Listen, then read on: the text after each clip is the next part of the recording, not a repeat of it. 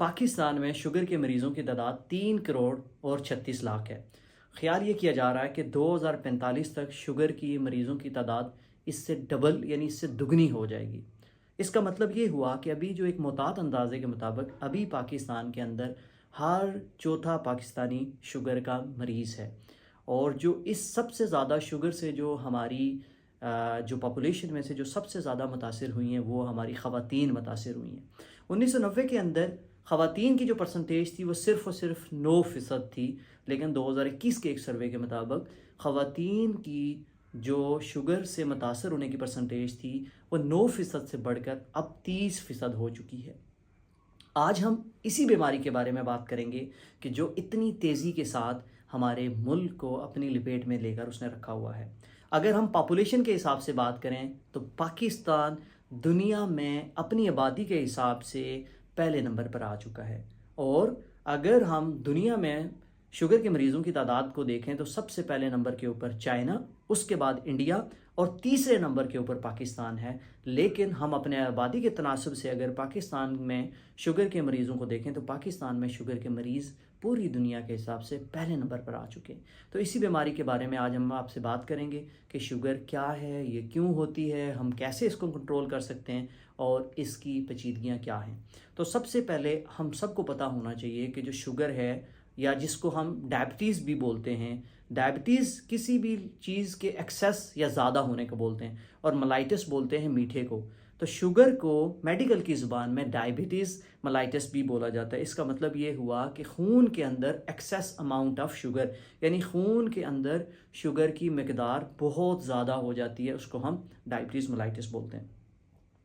अब ये जो डायबिटीज़ होती है ये दो तरह की होती है, एक जिसको हम टाइप 1 डायबिटीज़ बोलते हैं और जो दूसरी डायबिटीज़ होती है उसको हम टाइप 2 डायबिटीज़ बोलते हैं। टाइप 1 डायबिटीज़ जो छोटे बच्चे होते हैं स्कूल गोइंग एज तक, ये उन बच्चों को मुतासर करती है। और पूरी दुनिया में जो सबसे कॉमन डायबिटीज़ है या जो शुगर की किस्म है वो टाइप 2 डायबिटीज़ है। 90% आबादी पूरी दुनिया की टाइप 2 डायबिटीज़ से मुतासर होती है।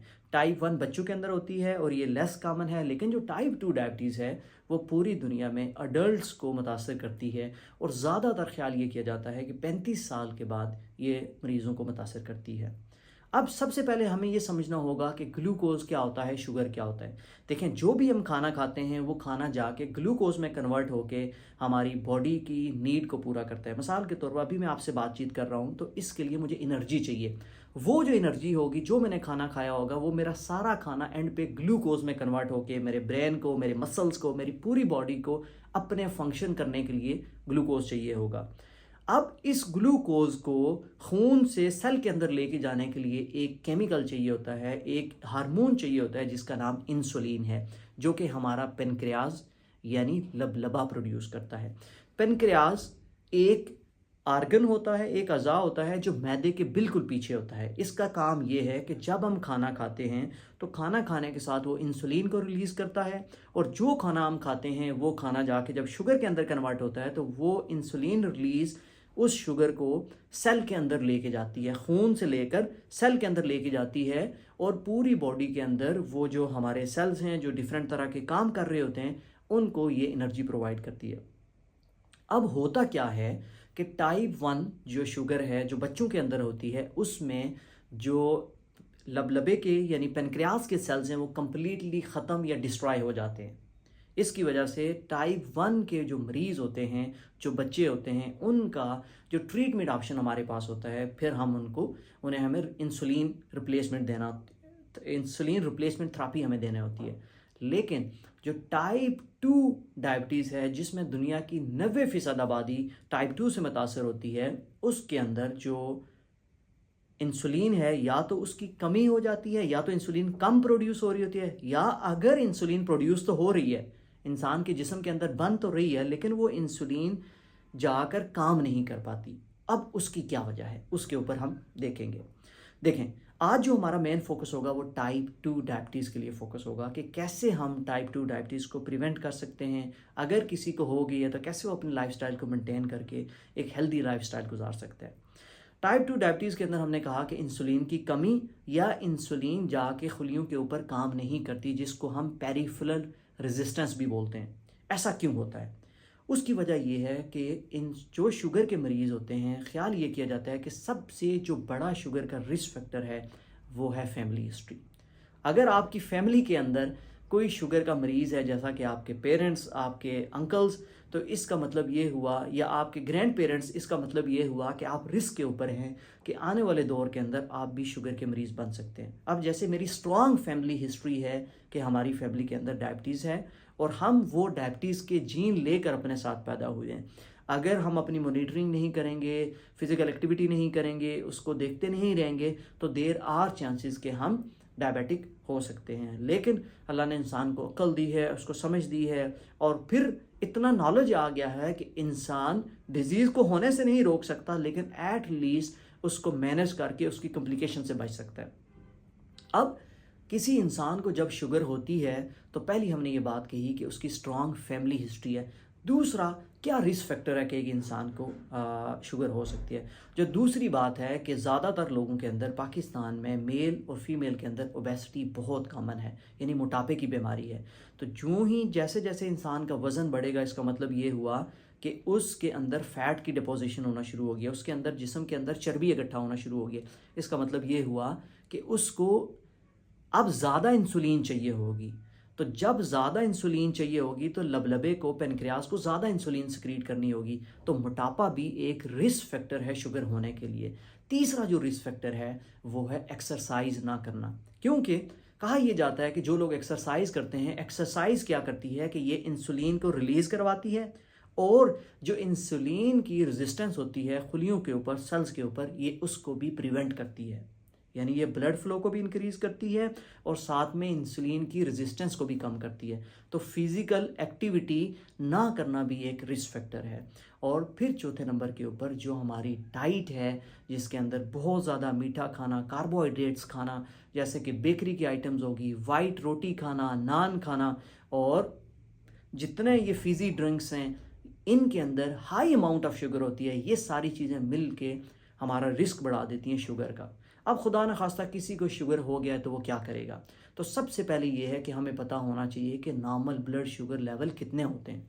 तो अगर मैं नॉर्मल की बात करूँगा तो जो नॉर्मल एक इंसान का खाली पेट में, अगर उसके नॉर्मल इंसान का आप चेक करेंगे तो उसका जो शुगर लेवल है वो 70 से लेकर 99 तक, यानी 99, 70 से लेकर 99 mg पर डेसीलीटर के हिसाब से ये नॉर्मल ब्लड शुगर होगी। 70 से लेकर 99 तक, यानी 100 से कम, ये नॉर्मल ब्लड शुगर खाली पेट है। और अगर आप खाना खाने के 2 घंटे बाद या दिन के किसी भी वक्त आप शुगर चेक करते हैं और आपकी शुगर लेस देन 140 से कम होनी चाहिए, इसका मतलब ये हुआ कि आप शुगर के मरीज़ नहीं हैं। अगर आपका ब्लड शुगर लेवल 170 से लेकर 99 से कम है खाली पेट, और खाना खाने के बाद 140 से कम है, इसका मतलब ये हुआ कि आपको शुगर नहीं है। अगर आपका ब्लड शुगर लेवल 100 से लेकर 125 है खाली पेट, तो इसका मतलब ये हुआ कि मुस्तकबिल में आपको शुगर हो सकती है या आप प्री डायबिटिक हैं। और खाना खाने के बाद अगर आपकी शुगर 140 से ऊपर और 200 से कम है, तो इसका मतलब ये हुआ कि आप प्री डायबिटिक हैं। इसका मतलब ये हुआ कि अब आपको बहुत एहतियात करनी पड़ेगी, कहीं ऐसा ना हो कि आप शुगर के मरीज़ हो जाएंगे। अब सवाल ये पैदा होता है कि हम किस मरीज़ को शुगर का मरीज़ लेबल करेंगे। मिसाल के तौर पे एक मरीज़ मेरे पास आता है, मैं किस मरीज़ को कहूँगा कि ये शुगर का मरीज़ है? वो मरीज़ जिसका शुगर का लेवल खाली पेट 126 से ज़्यादा होगा, वो डायबिटिक या शुगर का मरीज़ होगा। और खाना खाने के 2 घंटे बाद या दिन के किसी भी वक्त अगर उसकी शुगर 200 से ज़्यादा होगी, तो इसका मतलब ये हुआ कि वो मरीज़ शुगर का मरीज़ है। और ये 2 रीडिंग लेने के बाद हम उस मरीज़ को लेबल करेंगे कि ये डायबिटिक का मरीज़ है, ये डायबिटीज़ का मरीज़ है। अब अगर एक मरीज़ शुगर का मरीज़ हो गया है तो कंफर्म करने के लिए एक टेस्ट हम करवाते हैं जिसको हम कहते हैं HbA1c। अगर इसकी परसेंटेज 7.4 से ज़्यादा आ जाती है तो हम इस मरीज़ को लेबल कर देंगे कि ये डायबिटिक मरीज़ है, ये मरीज़ शुगर का मरीज़ है। अब शुगर अगर किसी इंसान को होता है तो उसकी अलामात क्या होंगी? सबसे पहले क्या होता है कि मरीज़ का वज़न कम होना शुरू हो जाता है, मरीज़ को बहुत ज़्यादा प्यास लगती है, और प्यास के साथ साथ मरीज़ को बार बार छोटा पेशाब आना शुरू हो जाता है। उसके साथ उसको भूख ज़्यादा लगती है। अगर कहीं पे वज़न और सॉरी कहीं पे उसको कोई कट लग जाता है तो उसका ज़ख़म ठीक नहीं होता और हर टाइम मरीज़ को थकावट होगी। अगर ये वाली आपके पास आपके साथ अलामात आ रही हैं तो फिर आप अपनी शुगर चेक करवाएं। जो रीडिंग्स मैंने बताई उस रीडिंग के अकॉर्डिंगली जिस कैटेगरी में आप लाया करते हैं उसके मुताबिक फिर आप डॉक्टर से कंसल्ट करके अगर आप इसकी लाइफस्टाइल मॉडिफिकेशन कर सकते हैं, अगर आपको ज़रूरत पड़ती है मेडिसिन लेने की, फिर आपका मेडिसिन आपका डॉक्टर आपको मेडिसिन तजवीज़ करेगा। अब जो लोग प्री डायबिटिक हैं या नॉर्मल हैं या पाकिस्तान के अंदर जैसे हम लोग हाई रिस्क के ऊपर हैं, हम लोगों के लिए क्या क्या प्रिवेंशन है, प्रिवेंशन क्या क्या कर सकते हैं। सबसे पहली बात यह है कि हम लोगों को फ़िज़िकल एक्टिविटी करनी है। फ़िज़िकल एक्टिविटी इतनी इंपॉर्टेंट है, वर्जिश एक्सरसाइज इतनी इंपॉर्टेंट है, ये फ्री ऑफ कॉस्ट है और इससे बेहतर कोई मेडिसिन नहीं है। रोज़ाना 30 मिनट, हफ्ते में 5 दिन की फ़िज़िकल एक्टिविटी आपको दिल की बीमारियों से, आपको शुगर से, फालिज से, हार्ट अटैक से, गुर्दों की बीमारियों से, इन सब बीमारियों से आपको एक्सरसाइज बचाती है। और शुगर से भी आप यानी एक्सरसाइज की वजह से सिर्फ और सिर्फ बच सकते हैं। मेरे फादर को 10 साल तक शुगर रही, उन्होंने सिर्फ और सिर्फ अपनी फ़िज़िकल एक्टिविटी से, डेली वॉक से, मॉर्निंग और इवनिंग वॉक से, कंप्लीट शुगर वाली जितनी चीज़ें थी, कार्बोहाइड्रेट्स जिसमें बिल्कुल वाइट आटे की रोटी, मीठा ज़्यादा ना ले, बल्कि बिल्कुल वाइट जो शुगर है अपनी ज़िंदगी से बिल्कुल निकाल दी उन्होंने। और उसकी वजह से अल्हम्दुलिल्लाह 10 साल विदाउट मेडिकेशन वो रहे। और अल्हम्दुलिल्लाह अभी ये है कि हमने स्लाइटली उनको मेडिकेशन के ऊपर रखा है। दूसरी बात ये है कि आप अपनी डाइट के ऊपर काम करेंगे।